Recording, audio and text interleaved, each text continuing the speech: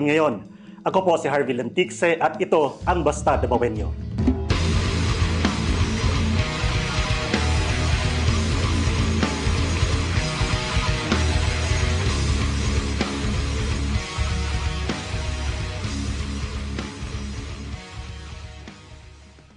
Pilipinas, welcome na naman po sa isang episode ng Basta Dabawenyo, and allow me to introduce to you our special guest for tonight. Una na dyan ang nagbabalik at suki na natin dito sa programa, Davao City 3rd District Congressman Isidro Sid Ungab. Kong, may gabi. Ayong gabi. Good evening.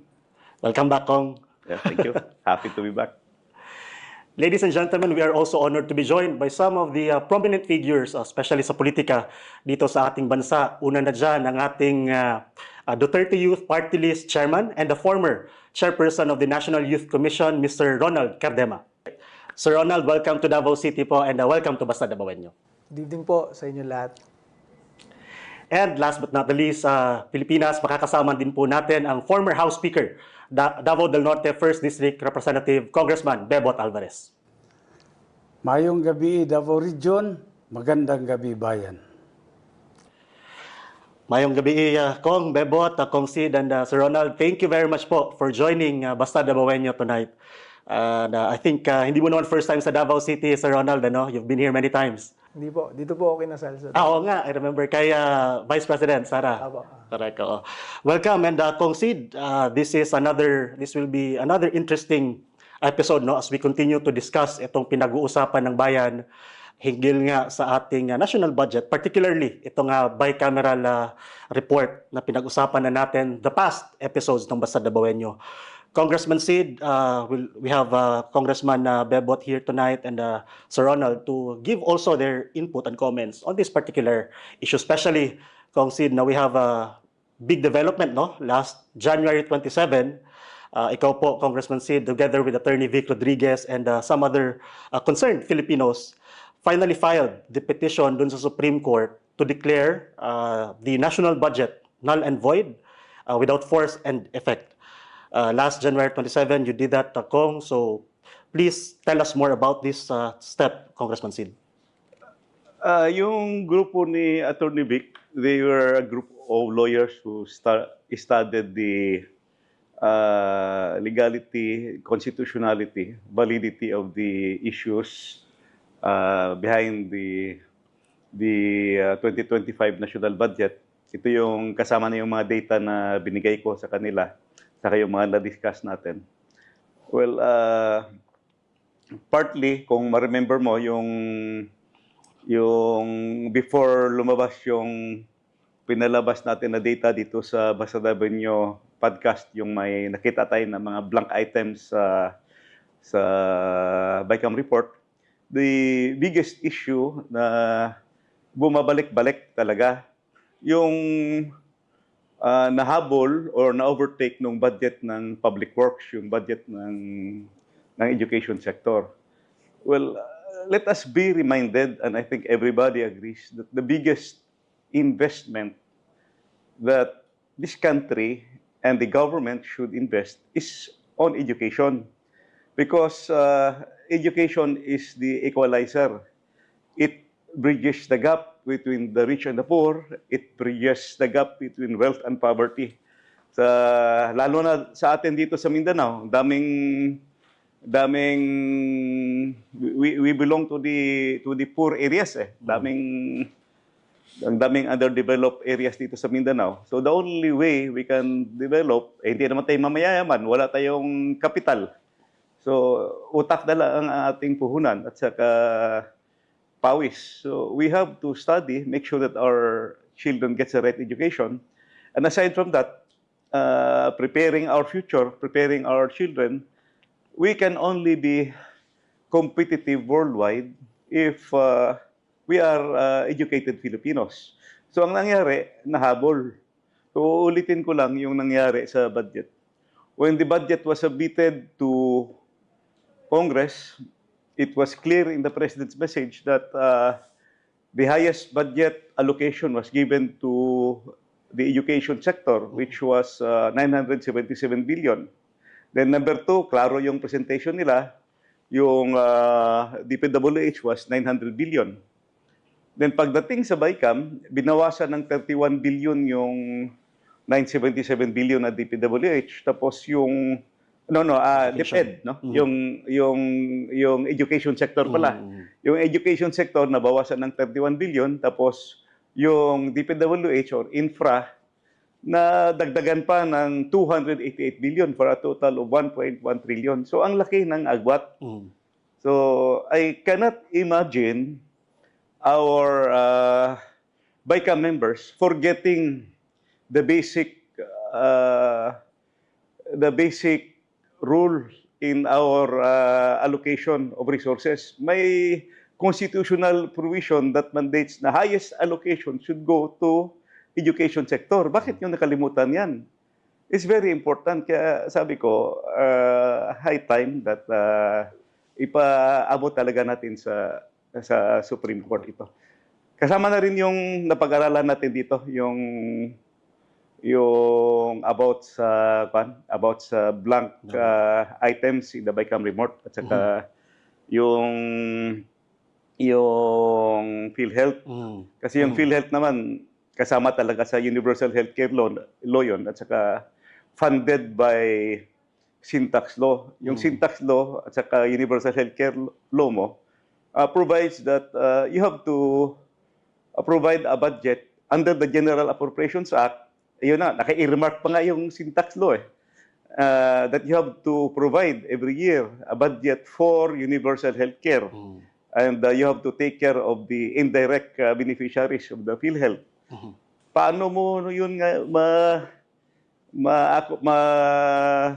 bigyan ng atensyon yung mga tao na yun?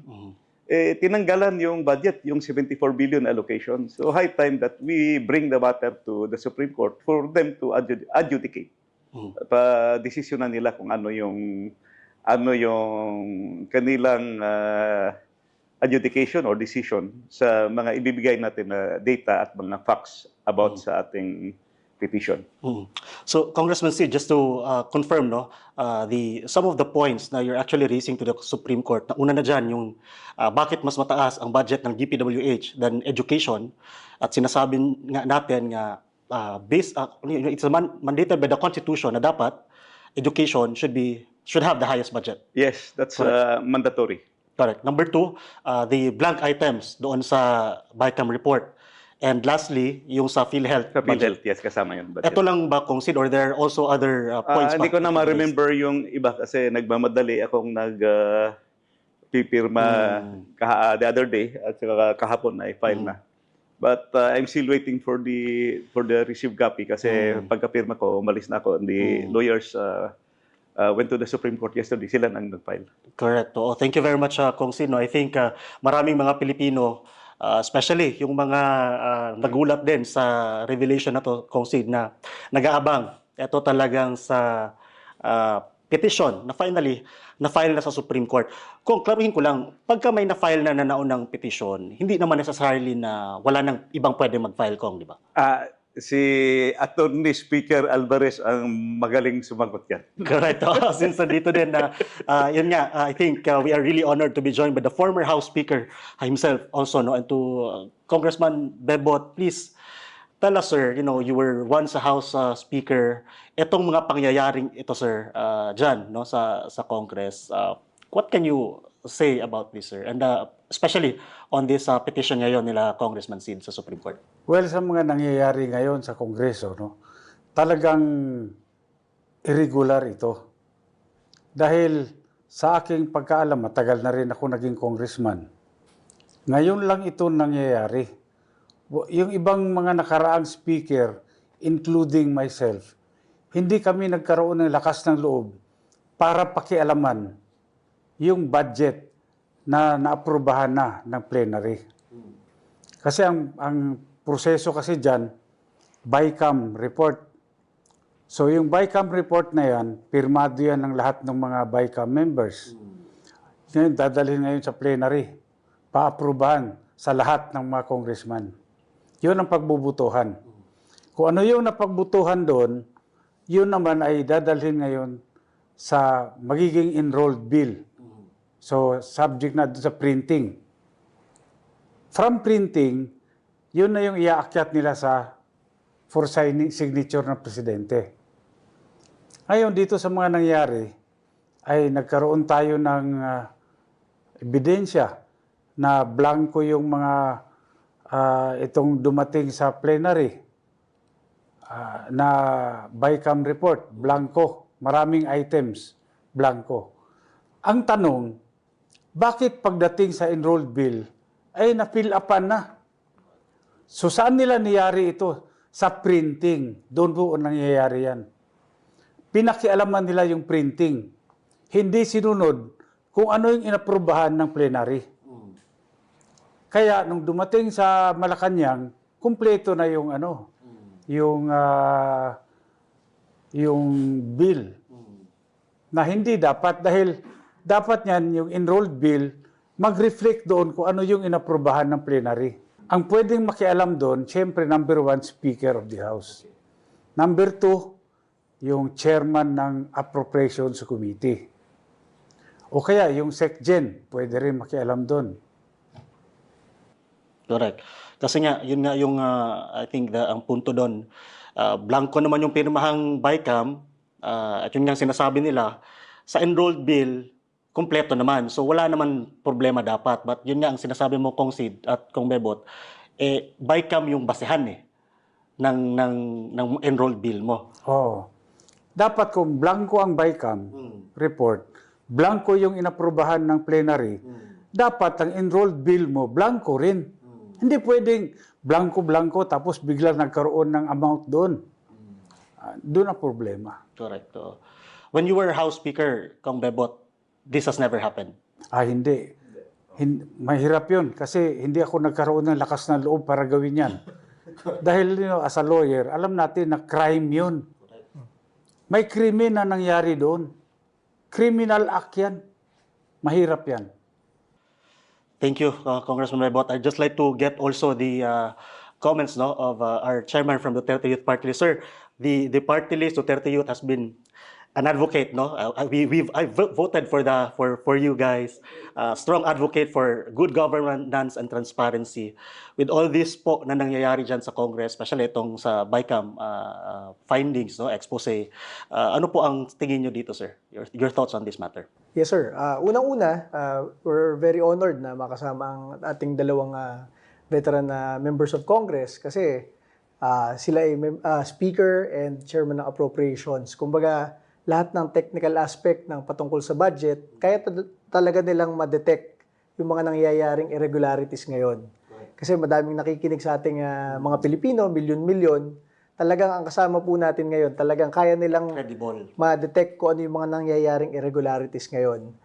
Number 2, dun po sa side po ng Duterte Youth Party List, ang na-observe po namin, yung nag-communicate sa amin yung Appropriations Committee ng House. Ngayong January, sinabi sa amin na, Kong, sorry po, zero budget allocation po kayo ngayon 2025.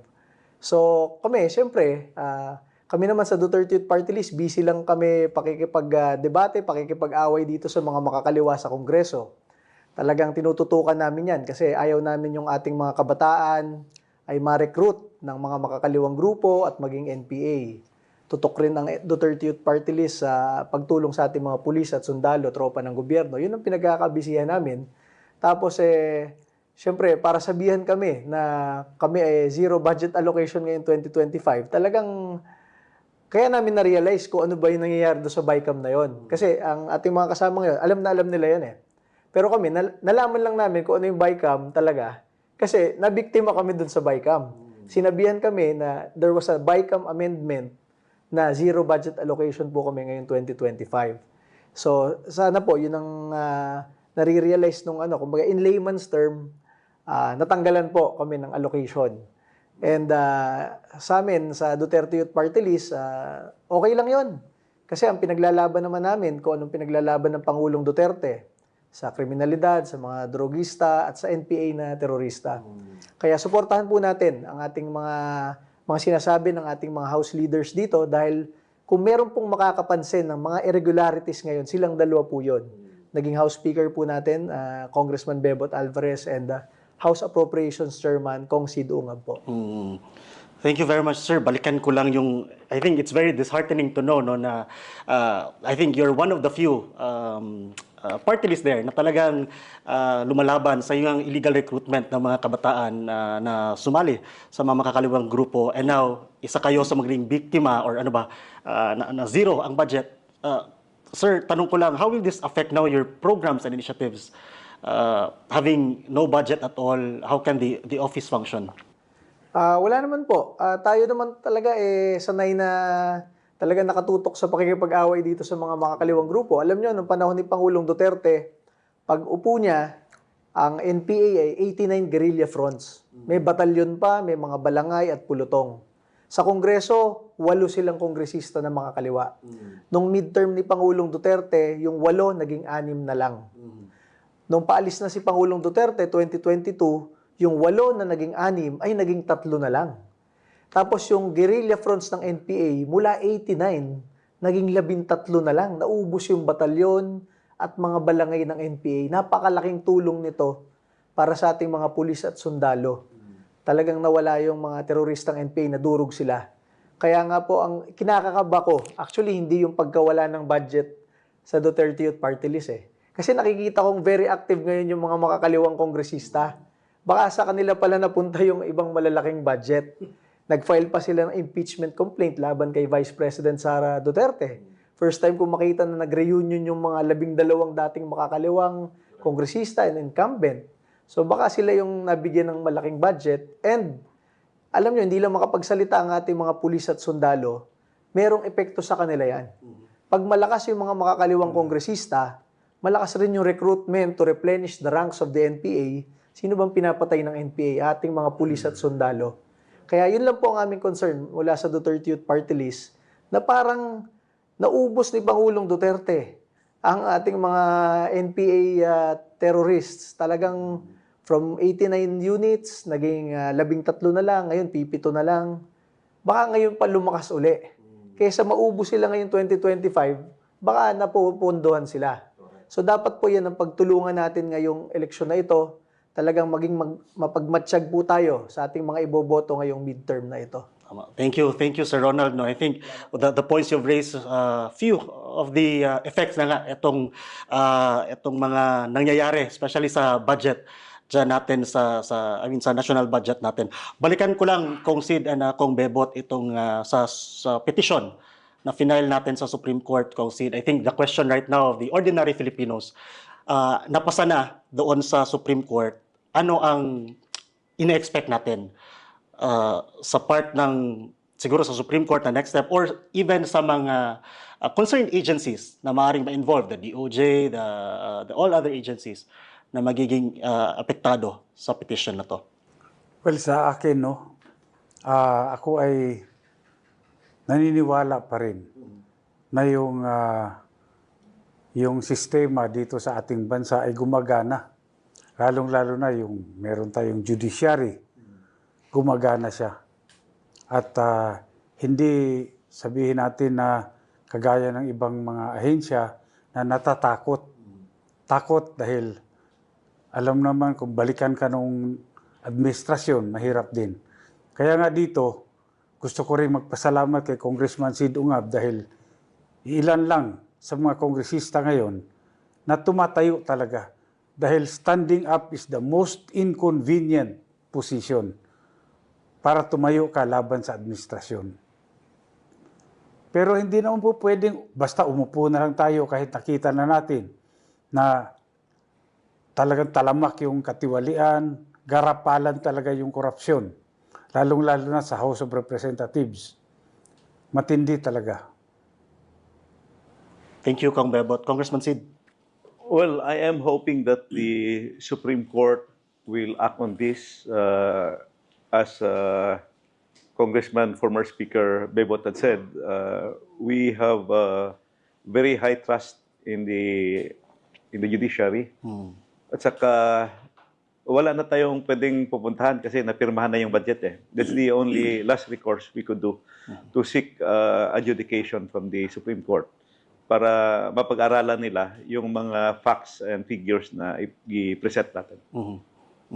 Congressman Sid, since we have a lawyer here also, Congressman Bebot, ito kasi ang tanong ngayon ng taong bayan, ano? Ito na nga na-file nga itong petition. Pagka ba eventually ma-declare na null and void, maapektuhan po ba ang pagtakbo ng gobyerno? Palagay ko hindi kasi magkakaroon ng reenacted budget. Sa reenacted budget, siyempre ang priority doon yung MOOE, no, paano mag-operate yung gobyerno. So, ang mangyayari lang, Congressman, ibabawiin yung budget or ano, Pwedeng hindi i-release ng DBM. okay. Ngayon, makakapag-antay naman yung mga infrastructure projects. Bale, ang budget kung yung MOOE, MOOE yung services papatuloy. sa taong bayan. Patuloy yan. Ngayon, Congressman, and Sir Ronald, I think this is something na, every concerned Filipino is really look forward to kung anong maging development ng petition na to. And I think this will also serve as an inspiration to other Filipinos na gaya nga ng sabi ni Congressman Bebot, who will also stand up and speak up about these irregularities that we've seen. I think pasadahan lang natin some of the statements that were made by sa mga colleagues natin nyo dyan sa House of the Representatives, particularly on the budget and the BICAM. Inamin ni Representative Kimbo na may blankong items sa BICAM report pero anya, tukoy na ang pondo sa lahat ng items sa budget bago palagdaan ng mga miyembro ng BICAM. But we do acknowledge po that there are blanks na po doon sa BICAM report na pinirmahan ng BICAM and ni-ratify ng Senado. Yes, so notwithstanding any typographical errors or any adjustments that are needed as a result of amendments, ay authorize naman po ang technical staff ng both House and Senate to make all of these necessary corrections. Kong and Sir Ronald, the points dun sa statement ni Congressman Kimbo, kinonfirm niya naman na may blanco yung BICAM and sabi niya, the technical staff were authorized by both houses to make the necessary corrections. And tukoy na ang budget sa blank items before lagdaan ng BICAM at importante daw, kompleto at walang blanco ang enrolled bill. Pwede Your ako comment on mauna? that, Yes. Kong. Unang-una, magpapasalamat ako at gi-admit niya na totoong merong blank item sa BICAM committee report. Sinabi niya yon. While yung iba niyang kasama doon sa BICAM really denied, no? I can count on 4 na nagsabing walang 3 or 4 na walang blanco. But you hear it from her, sinabi niya may mga blanco. At sinabi niya na may predetermined amount. Okay, ang sagot ko yan, kung may determined amount, bakit hindi nyo sinulat sa blanco? Bakit blanco pa rin? At saka yung sinabi niya, technical staff are authorized to make the necessary corrections. Kung titingnan mo yung omnibus motion, and I think she signed that omnibus motion. Omnibus motion is very clear that the technical staff are allowed to make corrections in cases of grammatical, typographical, and printing errors. Yung pag-fill up nung blank item, that is not anymore grammatical or typographical. You are practically putting a substantial amount in what could have been 0 or blank. Kung blank yung BICAM report mo, tama yung sabi ni Speaker Bibot na pagdating mo sa enroll bill, blank din yan. Kasi you have to faithfully comply or copy with what is written there sa ratified version ng House. So, maganda ngayon at sinabi nila at sinang-ayunan yung sinabi na may blanco nga sa BICAM. Pero mali yung sinabi na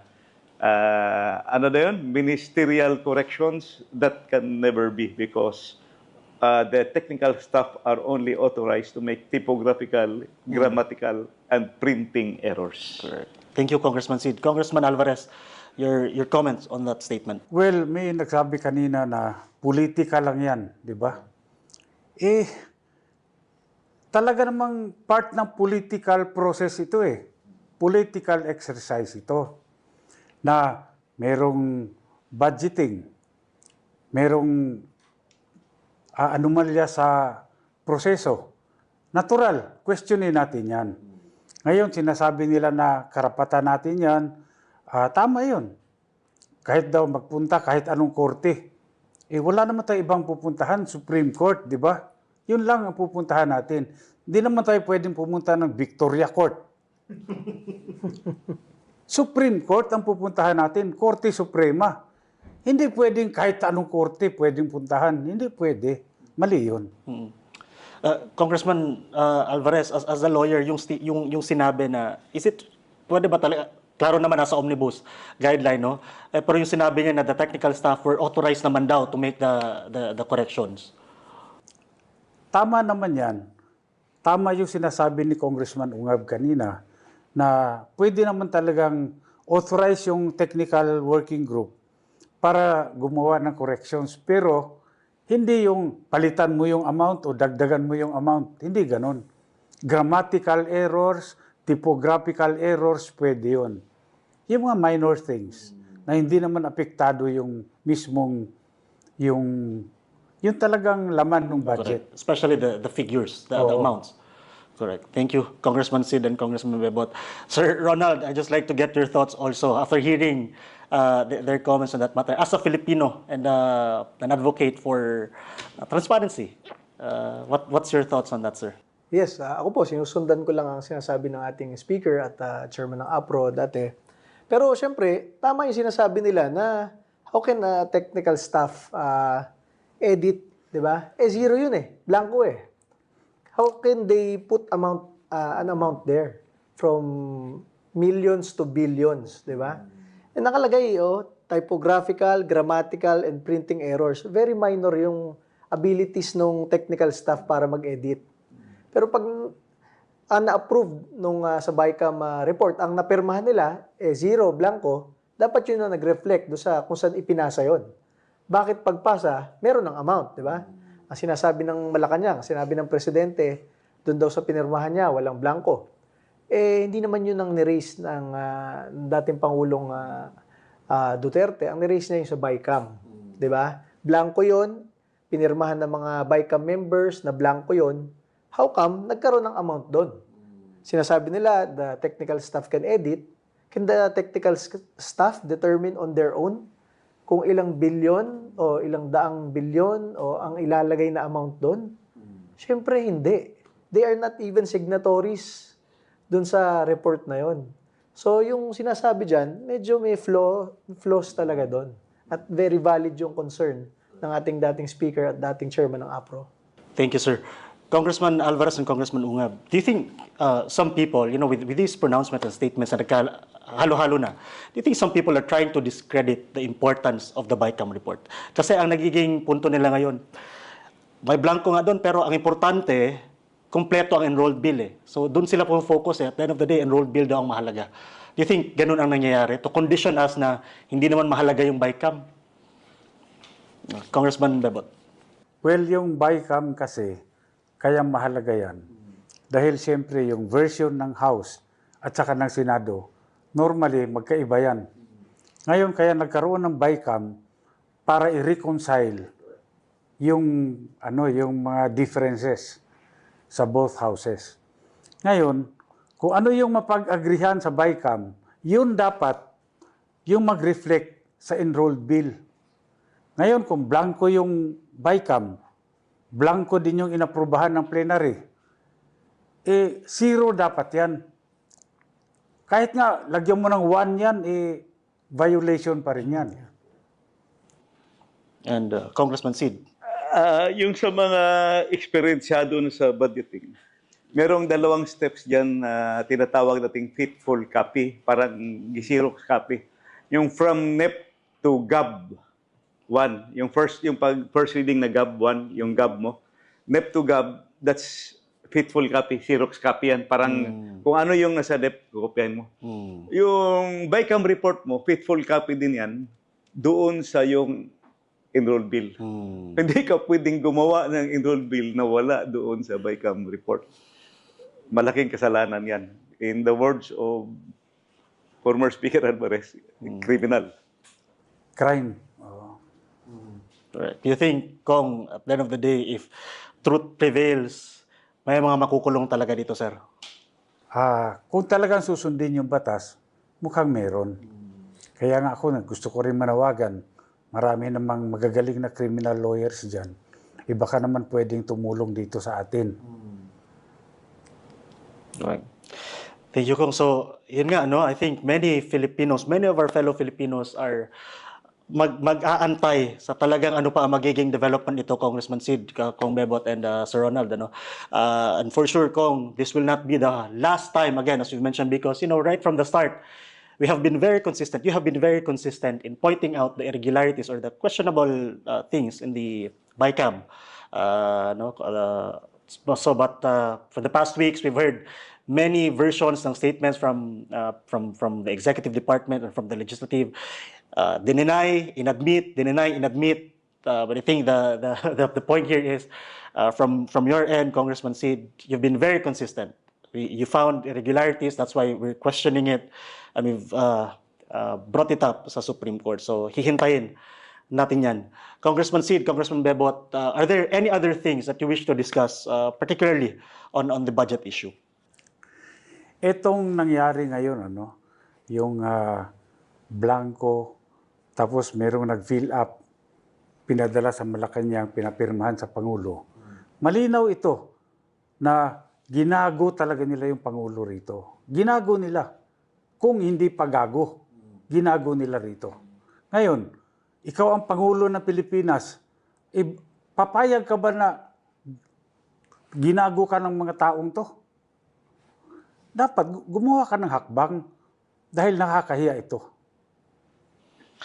Congressman Alvarez, sorry, Congressman Alvarez, speaking up from that point, do you think the President was not aware of all of this? Do you think? Aywan ko ha. Hindi ko alam. Kasi kung presidente ka, maraming paraan para ma-verify mo kung ginagago ka na ng mga tauhan mo o merong taon nang gagago sa'yo. Ngayon, kung hindi mo man inalam yan, abay, malaking problema tayo. Thank you, Kong. Congressman Sid, anything else that you wish to point out? Yes, it's good that we went to the Supreme Court, and I'm sure a lot of people, a lot of groups are going also to the Supreme Court. Ang isang maganda lang, napag-usapan ito ng taong bayan. A few days ago, nag-ikot ako sa barangay. Sinalubong ako ng aking mga barangay opisyalis, kapitan at kagawad. Alam mo, sabi ng kapitan at kagawad, Sir, grabe pala doon sa inyo. Bilyones na kakaligtaan, nagiging blanco. Sabi ko, hindi ako kasama doon ha. Hindi ako member ng BICAM at I never signed that report. I did not vote to ratify it kasi absent ako. Sabi ko, nakita niyo na, Sir, kami nga sa barangay budget lang yan, binabantayan namin. Meron kaming hearings, meron kaming report. Down to the last centavo. Accounted namin yan. So, ngayon, aware yung mga barangay officials. Tinitingnan nila kung ano yung procedure ng pag-process ng budget sa national. Kasi sa barangay nga, nagbabantay na sila. How much more dapat sa bilyones magbabantay sa itaas, lalo na ito sa national. That's really a very interesting point din also, Kong Sino. And tama ka dyan, Kong. I think one of the best things that has happened here after your revelation is that people are talking about it. More and more Filipinos are actually talking about it. And we hope to continue this discussion until, the truth comes out and may decision ng ating Korte Suprema hinggil dito. And Kong, I think yun na yung the only items na we will cover on this issue sa budget. Before we end, Congressman Sid and Congressman Bebot and Sir Ronald, I think we'll get also your message perhaps to your fellow, kasi Congressman Sid, nagsimula sa'yo to, and then and Congressman Attorney Vic Rodriguez. And then here comes former House Speaker Congressman Bebot Alvarez also speaking up now. Ano po ang mensahe nyo sa mga kapwa nyo legislators, public servants na nakikinig sa atin ngayon? Congressman Sid. Again, I want to go back to the importance of education. In the words of the former Prime Minister of Singapore, Lee Kuan Yew, he said that education and good governance are the key to development. Sometime, I think in 1992, I hope my memory is correct. Nasa bangko pa ako noon eh. Nagsabi si Lee Kuan Yew, sa ASEAN, 11 ASEAN countries, hinahabol na ang Pilipinas. When once upon a time, you are number 2 next to Japan. Sabi niya noon, 1992, you have to, hindi shape up yung word niya. Parang may na-mention na Filipinos, you have to work hard. Or Vietnam will overtake you. Ngayon, na-overtake na tayo ng Vietnam. So, good governance is the key to development. Sana naman magising na tayong lahat. Huwag na nating hintayin, mahabol pa tayo ng Bangladesh at Cambodia. Because we don't want to wake up one day na tayo ay nasa last na ng ASEAN countries. Magtulungan tayo. Kaya ko nga nilabas ito kasi for the people to start talking about it. Hindi naman pwedeng hindi tayo magsalita. Nakita na natin yan. I was happy that pagdating ko dito, the former president was here, Attorney Vic Rodriguez was here, Attorney Delgra was here. So napag-usapan namin na dapat ilabas talaga yung nakita natin na blank sa BICAM report. Let's go back to education. It's everybody's dream to educate our children, our children's children. Huwag nyo namang gawin yun na bawas-bawasan nyo pa yung education sector na budget. Na dapat yun ang pinaka-priority natin. Education is an equalizer. It bridges the gap between the rich and the poor. I hope maintindihan natin yon. If we want development, if we want the future generation to succeed, kalimutan nyo muna yung short-term ayuda, short-term na assistance na subikat yung kanya-kanyang pangalan. What we need is a long-term educational program. Banatan, bigyan ng maraming pondo yung education because an increase in the education budget will immediately impact on the output of the children. More graduates, more intelligence, at on the overall performance, we become globally competitive. Yun lang po. At I hope magigising tayong lahat. Thank you, Congressman Sid. Congressman Alvarez, your message, for sure there are members pa ng Senate and Congress na baka need lang ng konting inspiration, sir, na also willing to speak up. Ako naman, ayoko nang manawagan dun sa mga kasamahan namin sa Kongreso. Dahil naiintindihan ko yung posisyon nila. Naiintindihan ko yung kalagayan na siyempre mas komportable pag nakaupo ka lang at manahimik ka. Pero gusto ko manawagan sa ating Pangulo. Mr. President, gising na. Ginagago ka na ng mga kaalyado mo. Papayag ka ba naman na ginagawa kang tanga sa harapan ng taong bayan? Yun lang. Thank you, Congressman Bebot Alvarez. Sir Ronald, your message, especially to the youth sector, please, sir. Siguro, two last points. Bilang National Youth Commission Chairman ng Duterte Administration, talagang napaka-importante ng budget sa education sector. Dahil napakaraming mahihirap na Pilipino na umaangat lang yung buhay through scholarships and pag-aaral. And dito sa nangyari na yung naipasang budget, nung una, mas pataas yung DPWH budget kaysa doon sa education sector. Tapos sabi ng Malacanang, aayusin nila. biglang ipinasok na nila yung iba't ibang budget do sa education sector, pati yung PMA na galing sa DND, nilagay muna doon, pati yung PNPA na galing sa DILG, nilagay muna doon, pati yung National Defense College na sa AFP, nilagay muna doon. Halatang binloat lang ng konti yung education sector para lang pumasa ito na masabi nila mas malaki yung education sector budget. So, napapansin natin ito bilang NYC Chairman ni Pangulong Duterte na dapat sana hindi ganito. Dapat sana talagang malaki ang tunay na budget sa education sector, basic and higher education. Yung mga elementary, high school, and college para maging pag-asa sila ng bayan. And last point po, bilang chairman naman ng Duterte Youth Party List, nung una hindi ko alam tong BICAM na tinatawag. Sa tingin ko, maraming Pilipino hindi rin alam yung BICAM. Pero nung nasabihan kami ngayong January na natanggal lang kami ng budget allocation through BICAM amendment, doon ko na-realize pwede pala mag-focus sa BICAM.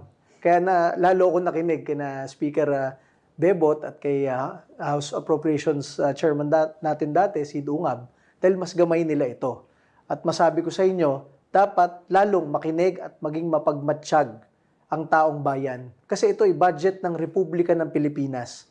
Budget ng 120 million na Filipino. Pag tayo ay nahuhokus-pokus ng malakihan, apektado ang buhay nating lahat at ang kinabukasan ng ating bansa. Yun lamang po. Thank you very much, Sir Ronald Cardema. Mabuhay po kayo, sir, at ang buong Duterte Youth Party List. Pilipinas, thank you very much for joining us in another informative episode ng Basta Dabawenyan. Once again, gusto nating pasalamatan Congressman Isidro Ungab for joining us, sir. Thank you kaayo, daghang salamat. And former House Speaker Congressman Bebot Alvarez, sir, daghang kayong salamat. And of course, our Duterte Youth Chairperson, Sir Ronald Cardema, maraming salamat po, sir, for joining us. And again, Dabawenyos, daghan kayong salamat sa pag-uban ka namo karong gabi una at sa lahat ng mga kababayan nating Pilipino, lalong-lalo na po sa ating mga OFWs, maraming salamat po sa pagtutok sa Basta Dabawenyo.